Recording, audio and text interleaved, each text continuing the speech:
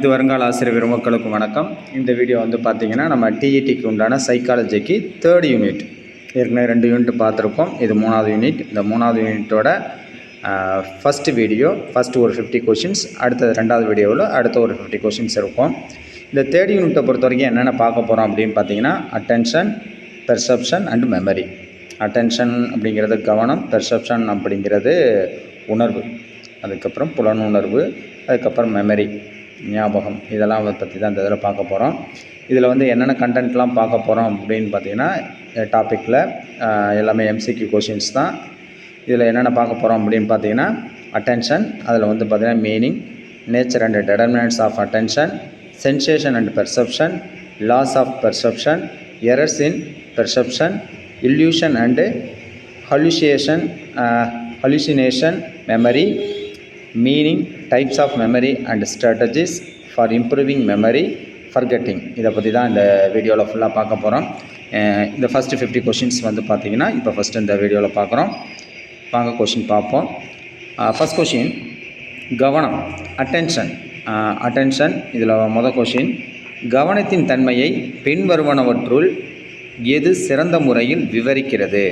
இந்த கவனத்தோட தன்மையை வந்து கீழே குறிப்பிட்டுள்ள நாளில் வந்து எது வந்து சிறப்பாக விவரிக்கிறது அப்படின்னு பார்த்தீங்கன்னா ஆப்ஷன் பி, தகவல்களை தேர்ந்தெடுத்து ஒருமுகப்படுத்தி செயலாக்குதல், a selective and focused processing of information. Option B தான் வந்து பார்த்திங்கன்னா கவனத்தின் தன்மையை சிறந்த முறையில் விவரிப்பது, அந்த தகவல்களை தேர்ந்தெடுத்து ஒருமுகப்படுத்தி செயலாக்குதல். ஏற்கனவே சொன்ன மாதிரி ஒரு கொஷின் வந்து தமிழ் இங்கிலீஷ் ரெண்டுலேயுமே தான் கொடுத்துருக்கோம். எதற்காக அப்படின்னா 2 மீடியம் இருக்கிறதுனால நிறைய பேர் கேட்டதுனால தமிழ் இங்கிலீஷ் ரெண்டுலேயுமே இருக்குது. ஸோ நீங்கள் பார்த்துக்கலாம். அடுத்த 2வது கொஷின், கவனத்தின் முக்கிய நிர்ணயம் என்ன? கவனத்தின் முக்கிய நிர்ணயம் என்ன அப்படின்னு பார்த்தீங்கன்னா ஆப்ஷன் சி, வெளிப்புற தூண்டுதல்கள் மற்றும் உள்காரணிகள் இரண்டும். வெளிப்புற தூண்டுதல்கள் மற்றும் உள்காரணிகள் இவை இரண்டும் தான் பார்த்திங்கன்னா கவனத்திற்கான முக்கிய நிர்ணயம். அடுத்து காக்டைல் பார்ட்டி விளைவு எந்த வகையான கவனத்திற்கு ஒரு எடுத்துக்காட்டு? காக்டைல் பார்ட்டி எஃபெக்ட்டுங்கிறது எந்த ஒரு கவனத்திற்கு ஒரு எடுத்துக்காட்டு அப்படின்னு பார்த்தீங்கன்னா தேர்ந்தெடுத்த கவனம், செலக்டிவ் அட்டென்ஷன், ஆப்ஷன் சி. அடுத்து நீங்கள் ஒரு புத்தகத்தை படிப்பதில் கவனம் செலுத்தி பின்னணி சத்தத்தை புறக்கணிக்கும் போது நீங்கள் எதை வெளிப்படுத்துகிறீர்கள் அப்படின்னு பார்த்தீங்கன்னா ஆப்ஷன் சி, தேர்ந்தெடுத்த கவனம், செலக்டிவ் அட்டென்ஷன். அடுத்து பல பணிகளுக்கு இடையில் உங்கள் கவனத்தை மாற்றும் திறன் இவ்வாறு அழைக்கப்படுகிறது. பல பணிகளுக்கு இடையில் உங்கள் கவனத்தை மாற்றும் திறன் எவ்வாறு அழைக்கப்படுகிறது அப்படின்னு பார்த்தீங்கன்னா மாறி மாறி கவனம், அல்டர்னேட்டிங் அட்டென்ஷன். அடுத்து ஒரு வேளையில் நீண்ட நேரம் கவனம் செலுத்தும் திறன் இவ்வாறு அழைக்கப்படுகிறது. ஒரு வேளையில் நீண்ட நேரம் கவனம் செலுத்தும் திறனானது சஸ்டெயின்ட் அட்டென்ஷன், நீடித்த கவனம் என்று அழைக்கப்படுகிறது. Option B. அடுத்து கவனம் எந்த செயல்முறைக்கு அவசியம்? கற்றல் மற்றும் நினைவகம், learning and memory, option C. அடுத்து 8வது கொஷின், கவனத்தை ஈர்க்கும் ஒரு வெளிப்புற காரணி என்ன அப்படின்னு பார்த்தீங்கன்னா புதுமை, நாவல்டி. அடுத்து பின்வருவனவற்றுள் எது கவனத்தை பாதிக்கும் உள்காரணி அப்படிங்கிறப்போ ஆர்வம், இன்ட்ரெஸ்ட். அடுத்த கொஷின், தேர்ந்தெடுத்த கவனம் எந்த சவாலை உள்ளடக்கியது? ஆப்ஷன் பி, பொருத்தமான தகவல்களில் கவனம் செலுத்தி பொருத்தமற்றவற்றை புறக்கணித்தல். பொருத்தமான தகவல்களில் கவனம் செலுத்தி பொருத்தமற்றவற்றை புறக்கணித்தல், focusing on relevant information and ignoring irrelevant ones, option B. அடுத்த 10 கொஷின், உணர்வு மற்றும் புலன் காட்சி, சென்சேஷன் அண்ட் பெர்செப்ஷன். இதில் தான் பார்க்க போகிறோம். சென்சேஷன் அண்ட் பெர்செப்ஷன், இந்த புலன் காட்சி இதை பற்றி பார்க்க போகிறோம். இதில் வந்து புலன், சென்சேஷன் என்பதன் பொருள் என்ன? ஆப்ஷன் பி, புலன் உறுப்புகளால் தூண்டுதல்களை கண்டறிதல், the detection of stimulation by sensory organs, option B. அடுத்து 2வது கொஷின், புலன் காட்சி, பெர்செப்ஷன் என்பதன் பொருள் என்ன? What is the meaning of perception? Perception என்பது ஆப்ஷன் பி, புலன் உள்ளீட்டை ஒழுங்கமைத்து விளக்கும் செயல்முறை. புலன் உள்ளீட்டை ஒழுங்கமைத்து விளக்கும் செயல்முறை, the process of organising the interpreting sensory input, option B. அடுத்து கண்ணின் ஒளிவாங்கிகள் ஒளியை மின் சமிஞைகளாக மாற்றுவது எந்த செயல்முறைக்கு எடுத்துக்காட்டு? இந்த சமிஞை இதை அப்படின்னு மாற்றுவதற்கு இந்த கண்ணோட ஒளிவாங்கிகள் இந்த ஒளியை வந்து மின் சமிஞைகளாக மாற்றுவது எந்த செயல்முறைக்கு ஒரு எடுத்துக்காட்டு அப்படின்னு பார்த்தீங்கன்னா ஆப்ஷன் பி உணர்வு பரிமாற்றம், டிரான்ஸ்டக்ஷன். Option B. அடுத்து தூண்டுதலின் குறைந்தபட்ச தீவிரம் இது 50% நேரத்தை கண்டறிய முடியும். இது எவ்வாறு அழைக்கப்படுகிறது அப்படின்னு பார்த்தீங்கன்னா முழுமையான வாசற்படி, அப்சல்யூட் த்ரெஷோல்டு. Option B. 2 தூண்டுதல்களுக்கு இடையே உள்ள குறைந்தபட்ச வேறுபாடு இது 50% நேரத்தை கண்டறிய முடியும். இது வந்து என்ன என்று அழைக்கப்படுகிறது அப்படின்னு பார்த்தீங்கன்னா ஏற்கனவே சொன்ன மாதிரி டிஃபரன்ஸ் த்ரெஷோல்டு. போன இது வந்து பார்த்தீங்கன்னா போனதில் லாஸ்ட் கொஸ்டினுக்கு இதுக்கு என்ன வித்தியாசம் அப்படின்னு பார்த்தீங்கன்னா தூண்டுதலின் குறைந்தபட்ச தீவிரமானது 50% நேரத்தை கண்டறிய முடியுது. தூண்டுதலின் குறைந்தபட்ச தீவிரம் 50% நேரத்தை கண்டறிய முடிந்தால் அது முழுமையான வாசற்படி, அப்சல்யூட் த்ரெஷோல்டு. இது வந்து 2 தூண்டுதல்களுக்கு இடையே உள்ள குறைந்தபட்ச வேறுபாடு. அதில் வந்து ஒரே ஒரு இது மட்டும் சொல்லுங்கள். 2 இந்த ஸ்டிமுலேஷனுக்கு இடையே உள்ள குறைந்தபட்ச வேறுபாடானது 50% நேரத்தை கண்டறிய முடிந்தால் இது வந்து நமக்கு ஆப்ஷன் பி வேறுபாட்டு வாசற்படி, டிஃபரன்ஸ் த்ரெஷோல்டு. அடுத்து 6வது கொஸ்டின். ஒரு தூண்டுதலுக்கு நீண்ட நேரம் வெளிப்படும் போது புலன் ஏற்பிகளின் உணர்திறன் குறைவது இவ்வாறு அழைக்கப்படுகிறது. ஒரு தூண்டுதலுக்கு நீண்ட நேரம் வெளிப்படும் போது புலன் ஏற்பிகளின் உணர்திறன் குறைவது இவ்வாறு அழைக்கப்படுகிறது. ஆப்ஷன் சி புலன் தகவமைப்பு, சென்சாரி அடாப்டேஷன், புலன் தகவமைப்பு. அடுத்து ஒரு உருவத்தின் தனிப்பட்ட பாகங்களுக்கு பதிலாக நாம் ஒரு முழுமையான உருவமாக பார்க்கும் போக்கு எவ்வாறு அழைக்கப்படுகிறது அப்படின்னு பார்த்தீங்கன்னா கெஸ்டால்ட் கோட்பாடுகள், கெஸ்டால்ட் பிரின்சிபிள்ஸ். அதாவது பார்த்தீங்கன்னா ஒரு உருவத்தோட தனிப்பட்ட பாகங்களுக்கு பதிலாக என்ன பண்ணுறோம், அதை வந்து ஒரு முழு உருவமாக நம்ம பார்க்குறோம் அப்படின்னா அதுக்கு என்ன கோட்பாடு அப்படின்னு பார்த்தீங்கன்னா எந்த கோட்பாட்டின் கீழ் வருதுன்னா கெஸ்டால்ட் கோட்பாடுகள். 8வது கொஸ்டின் இந்த டாப்பிக்கில் கெஸ்டால்ட் புலன்காட்சி விதிகளில் ஒன்று அருகாமையில் உள்ள பொருட்கள் ஒன்றாக குழுவாக பார்க்கப்படுகின்றன என்று கூறுகிறது. இது என்ன விதி? அதாவது கெஸ்டால்ட் புலன்காட்சி விதிகளில் ஒன்று என்ன அப்படின்னு பார்த்தீங்கன்னா அருகாமையில் உள்ள பொருட்கள் ஒன்றாக குழுவாக பார்க்கப்படுகின்றன, அருகாமையில் உள்ள பொருட்கள் எல்லாம் ஒரே குழுவாக பார்க்கப்படுகின்றன அப்படின்னு சொல்லப்படும் விதியானது என்ன விதி அப்படின்னு பார்த்தீங்கன்னா அருகாமை விதி, law of proximity. 9th question. ஒரே மாதிரியான பொருட்கள் ஒன்றாக குழுவாக பார்க்கப்படுகின்றன என்று கூறும் கெஸ்டால்ட் விதி எது? லா ஆஃப் சிமிலாரிட்டி, ஒற்றுமை விதி. ஒரே மாதிரி இருக்கிறது வந்து பார்த்திங்கன்னா ஒற்றுமை விதி, லா ஆஃப் சிமிலாரிட்டி. அடுத்த கொஸ்டின். ஒரு உருவத்தின் உடைந்த பகுதிகளை நிரப்பி அதை ஒரு முழுமையான வடிவமாக பார்க்கும் போக்கு எவ்வாறு அழைக்கப்படுகிறது? மூடு விளக்கு விதி, லா ஆஃப் க்ளோஷர்.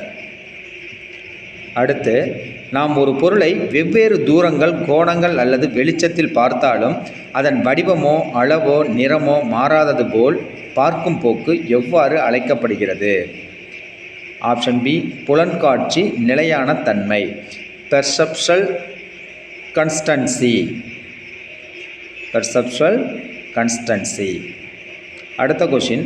உருவ பின்னணி அமைப்பு என்பது எதன் ஒரு கெஸ்டால்ட் விதி?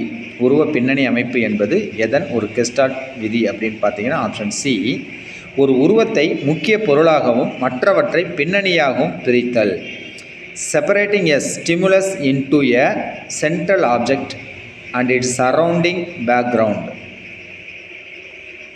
அடுத்த கொஸ்டின். கெஸ்டால்ட் கோட்பாடுகள் முதன்மையாக எதில் கவனம் செலுத்துகின்றன? ஆப்ஷன் பி நாம் எப்படி முழுமையாகவும் ஒருங்கிணைந்த முறையிலும் பொருட்களை பார்க்கிறோம் அப்படிங்கிறத பொறுத்து இருக்கிறது. Option B how we perceive object as wholes and in organised ways.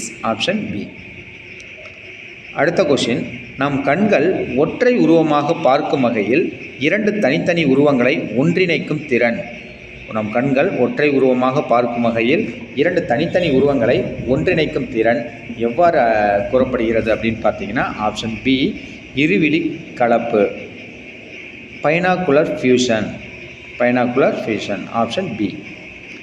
அடுத்த கொஷின், ஒளியின் தீவிரம், நிறம், ஒளியுடன் அதிர்வெண் ஆகியவை எதனுடன் தொடர்புடையது? ஒளியோட, அதாவது லைட்டோட தீவிரம், நிறம், ஒளியின் அதிர்வெண், அதாவது ரெண்டு ஒளி இருக்குது, ஒன்று சவுண்டு, இன்னொன்று லைட்டோட தீவிரம் மற்றும் நிறம், சவுண்டோட அதிர்வெண் ஆகியவை எதனுடன் தொடர்புடையது அப்படின்னு பார்த்தீங்கன்னா உணர்வு, சென்சேஷன்.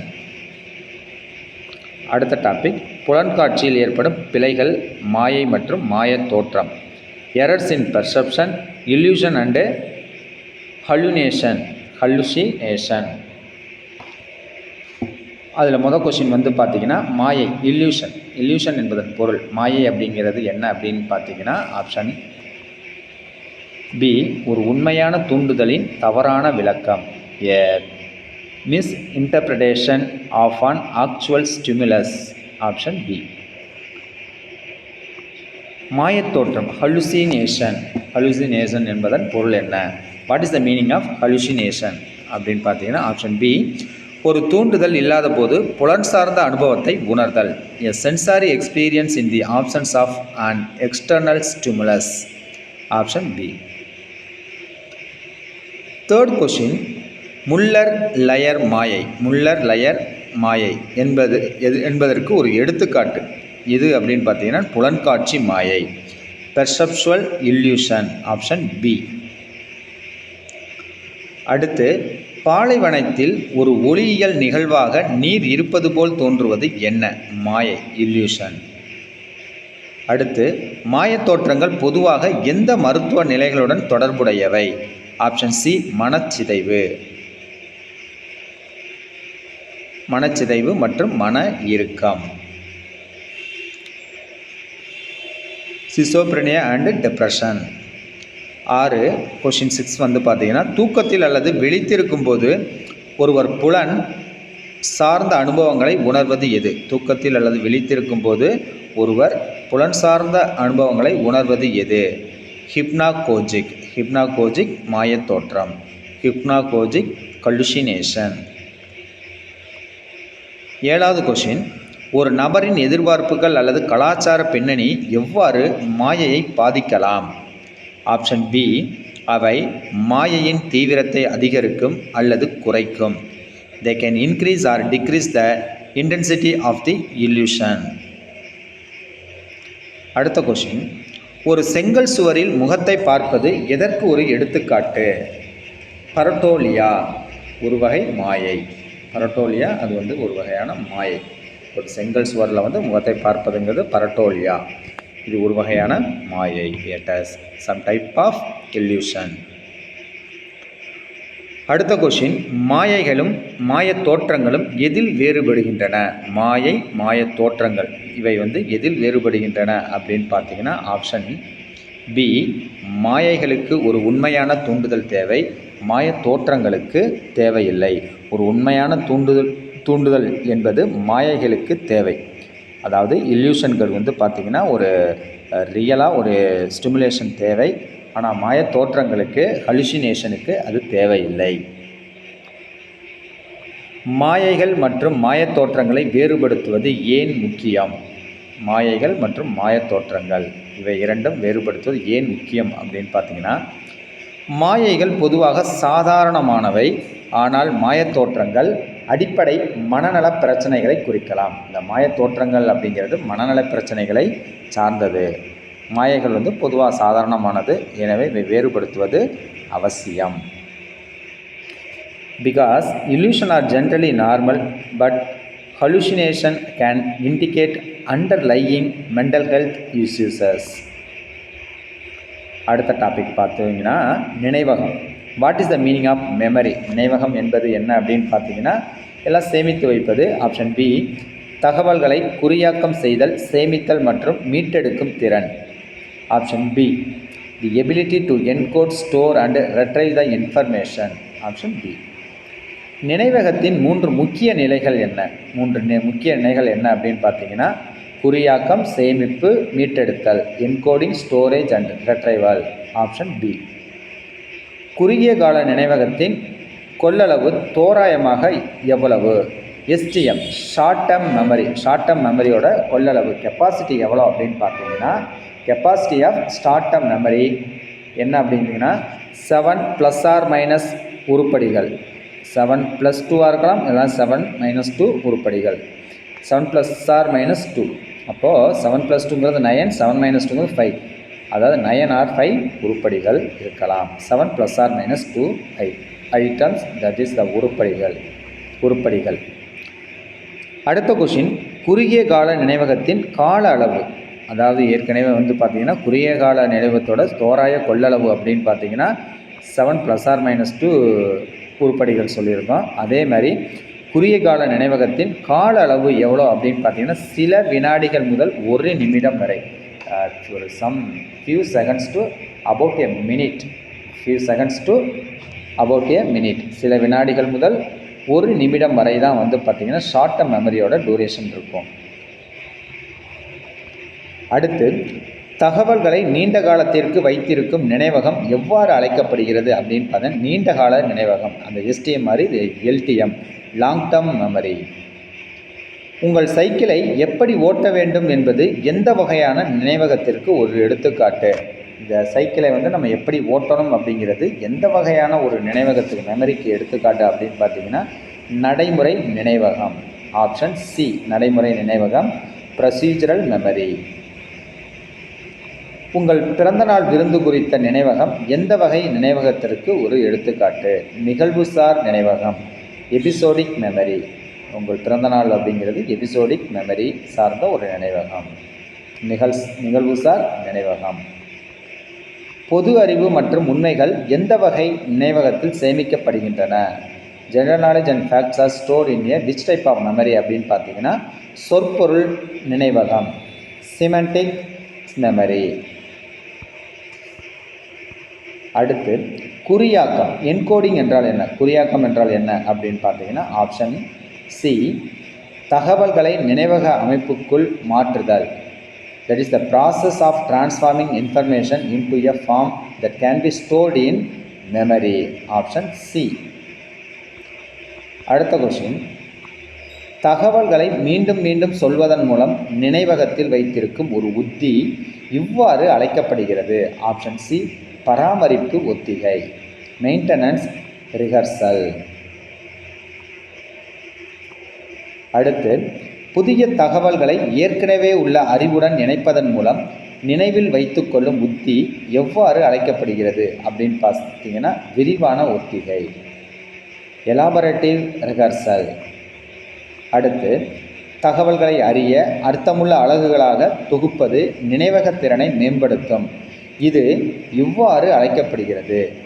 அதாவது பார்த்தீங்கன்னா தகவல்களை சிறிய அர்த்தமுள்ள அலகுகளாக தொகுப்பது என்பது நினைவகத்திறனை மேம்படுத்தும் என்பது எவ்வாறு கருதப்படுகிறது அப்படின்னு பார்த்தீங்கன்னா தொகுப்பு, சங்கிங், தொகுப்பு என அழைக்கப்படுகிறது. அடுத்து, படிப்பிலிருந்து ஒரு புதிய கருத்தை நீங்கள் மீட்டெடுக்கும் போது நீங்கள் எதை செய்கிறீர்கள்? மீட்டெடுத்தல், ரெட்ரைவல். அடுத்த கொஸ்டின், நினைவகத்தை மேம்படுத்த ஒரு பயனுள்ள உத்தி எது? Which of the following is an effective strategy for improving memory? தூங்குவதற்கு முன் கற்றுக்கொண்டதை மதிப்பாய்வு செய்தல், reviewing learned material before the sleep. தூங்குறதுக்கு முன்னாடி பார்த்தீங்கன்னா நீங்கள் என்ன கற்றுக்கொண்டீர்கள் என்பதை மதிப்பாய்வு செய்தல், ரிவ்யூ பண்ணுறது தான் பார்த்தீங்கன்னா உங்களுக்கு என்ன சொல்லியிருக்காங்க, நினைவகத்தை மேம்படுத்த பயன்படுத்தப்படும் ஒரு உத்தி, பயனுள்ள உத்தி என கூறப்படுகிறது. அடுத்து, ஒருவர் உருவாக்கும் நினைவகங்கள் அவை துல்லியமாக இல்லாத போது எவ்வாறு அழைக்கப்படுகின்றன அப்படின்னு பார்த்தீங்கன்னா memories that person construct and are not entirely accurate is called தவறான நினைவுகள், ஃபால்ஸ் மெமரிஸ். இதோட பார்த்தீங்கன்னா இந்த ஃபஸ்ட்டு ஒரு 50 கொஷின் யூனிட் 3க்கு உண்டானது முடிந்தது. இது அடுத்த 50 கொஷின் பார்த்தீங்கன்னா அடுத்த வீடியோவில் இருக்கும். அதோட உங்களுக்கு 3rd யூனிட் முடிஞ்சிருச்சு. ஸோ அந்த ஒவ்வொரு யூனிட்டும் டாபிக் வைஸாக வந்து பார்த்திங்கன்னா ஒரு எம்சிக்யூ கொஷின்ஸ், அதாவது மல்டிபிள் சாய்ஸ் கொஷின் வந்து போட்டிருக்கோம். இதை பார்த்துட்டு உங்களோட ஃபீட்பேக் அப்படி இல்லைன்னா ஏதாவது உங்களுக்கு வந்து சஜஷன் சொல்லணும் அப்படின்னா கமெண்ட்ஸில் சொல்லலாம். தேங்க்யூ ஃபார் வாட்சிங். அடுத்த வீடியோவில் பார்ப்போம்.